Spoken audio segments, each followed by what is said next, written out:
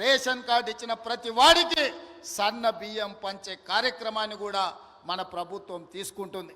ఇవాళ ration card అనేది పేదవాడి యొక్క గుర్తింపు. ఆధార్ కార్డు ఎట్లనో రేషన్ కార్డు కూడా అట్లనే. ఎక్కడికి పోయినా ఏమున్నా లేకపోయినా పేదవాడిని అధికారులు రేషన్ కార్డు ఉందా అని అడుగుతారు. మరి ఇవ్వాల్సిన అధికారులు గత ప్రభుత్వం 10 ఏళ్ళు రేషన్ కార్డులు ఇవ్వలేదు.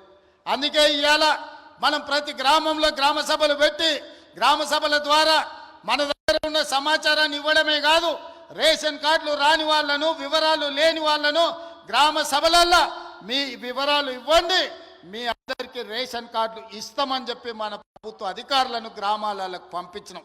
ప్రతి 6 నెలలకు క్రమము తప్పకుండా అధికారులను గ్రామాలకు పంపిస్తున్నాం.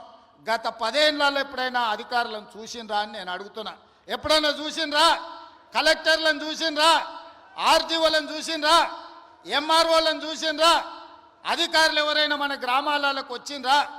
ఇప్పటికే 3 సార్లు మనం గ్రామ సభల ద్వారా గ్రామాలకు అధికారులను పంపించి ప్రజల దగ్గరికి పంపించి ప్రజా పరిపాలనలో ప్రజలకు మీరు జవాబుదారీతనంగా ఉండాలి, ప్రజలకు వెళ్ళి వివరించండి అని చెప్పి ప్రతి అధికారిని గ్రామ బాట పట్టించినాం.